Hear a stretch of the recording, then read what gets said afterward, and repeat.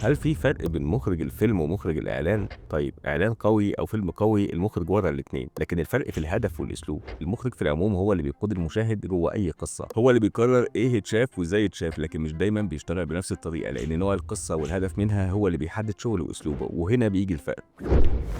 التيم اللي عمل كده. مخرج الفيلم الحكايه هي الملك، شغله الاساسي بناء عالم متكامل بياخد المشاهد جواه، بيعيشه تفاصيله ويخليه يتفاعل مع الشخصيات والصراعات اللي بتتصاعد تقريبا على مدار ساعه، ساعه ونص. عنده وقت، سيناريو، ممثلين، ومجال اوسع للسرد، يقدر يبني توتر، يبطئ ايقاع، يتعمق في المشاعر، ويخلي كل مشهد يخدم الحبكه. قولي لي عايزه ايه بالظبط؟ عايزه ورد يا ابراهيم. بنشوف فايت كلاب لديفيد فينشر، فيلم اسطوري في الحبكه والعمق، في بناء درامي محكم وعالم معقد. ديفيد فينشر نفسه اللي اخرج فايت كلاب اخرج برضه اعلانات قويه لبراندات زي كيلفين كلاين وهينكن. مخرج الاعلان الرساله هي الملك، هنا الهدف مش القصه، الهدف هنا الاقناع، ما عندوش رفاهيه الوقت، كل لقطه محسوبه، شغله تسويقي اكتر، بيبيع فكره، منتج او احساس في ثواني. الايقاع السريع، الكادرات القويه، والتاثير لازم يكون لحظي.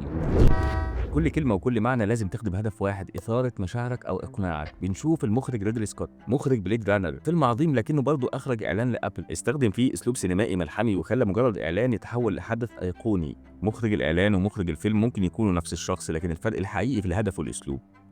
سلام.